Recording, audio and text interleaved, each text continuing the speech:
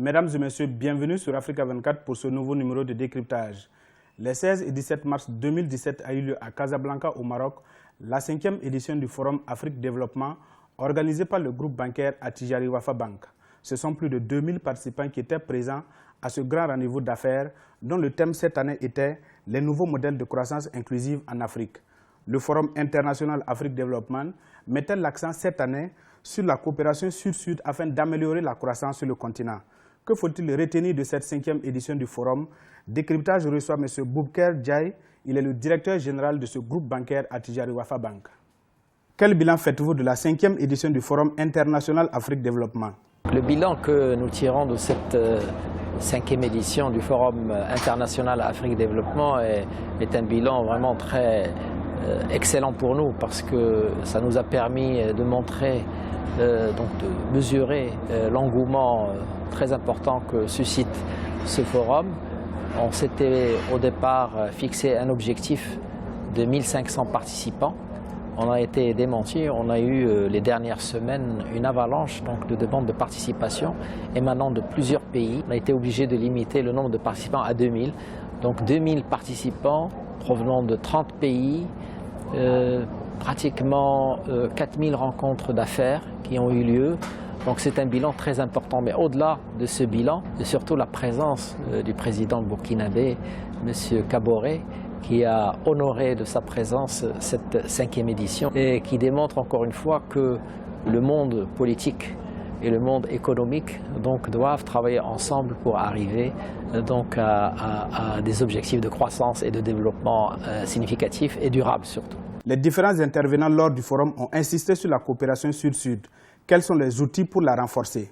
Les outils sont multiples et le premier outil c'est la synergie et c'est la mise en commun de compétences pour développer des projets, pour développer des idées, pour accompagner les opérateurs économiques. Nous, le développement de Sud-Sud, on l'a commencé déjà il y a une douzaine d'années, lorsque nous étions implantés pour une première fois en Tunisie, mais très rapidement après, au Sénégal, au Mali et dans un certain nombre de pays d'Afrique subsaharienne, UMOA et CEMAC.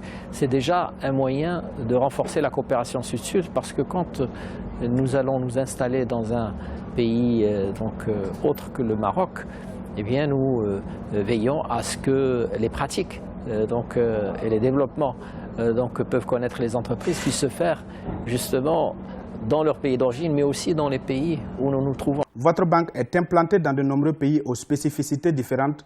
Comment faites-vous pour vous y adapter? Chaque pays est différent. Chaque pays a ses spécificités, a son histoire, a ses hommes, ses femmes qui travaillent d'une certaine manière et il faut la respecter. Je pense que ça, c'est quelque chose d'extrêmement important. Et donc nous, dans le développement et dans les perspectives de croissance que nous faisons, la première chose à laquelle nous faisons attention, c'est les spécificités justement économiques et les spécificités socio-économiques aussi, qui caractérisent ces pays et qui nous permettent de très rapidement nous intégrer dans les populations. Parce que la banque, c'est un métier de proximité, c'est un métier de contact et de relation. Si vous ne comprenez pas l'autre, que ce soit une entreprise, un particulier, une administration, vous ne risquez pas d'aller très loin. Et donc c'est ça, je dirais, l'effort que nous faisons systématiquement avant de nous déployer dans certains pays. Qu'est-ce que vous a le plus marqué dans les différents pays africains où vous êtes implanté? Tout le monde aspire à la croissance, tout le monde aspire au développement. Il y a une formidable dynamique dans les différents pays où nous nous sommes implantés, qui vise à développer le capital humain, à développer les capacités, je dirais, des pays à produire ce qu'ils consomment, à développer des entreprises, à créer de la valeur d'une manière générale. Vous mettez également en place au sein de plusieurs pays des services de proximité tels que Wafa Cash. Pouvez-vous nous en dire plus? Nous avons une activité que nous déployons à travers Wafa Cash, qui est un réseau de plus de 1600 points de vente au Maroc et qui s'adresse, qui offre un certain nombre de services et de prestations financières qui s'adressent à des populations plus ou moins défavorisées. Et donc ces populations, ce sont celles qui sont les plus nombreuses dans tous les pays du monde d'ailleurs.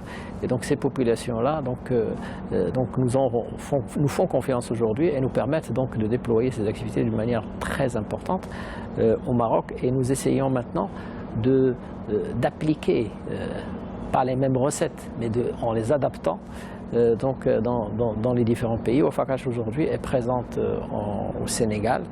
Elle va se déployer dans les mois prochains dans tous les pays de l'UMOA.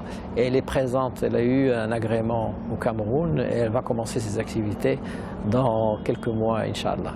Tout au long de ce forum a été également abordée la question du financement. Comment permettre à l'Afrique de s'autofinancer? On manque de ressources financières, j'entends.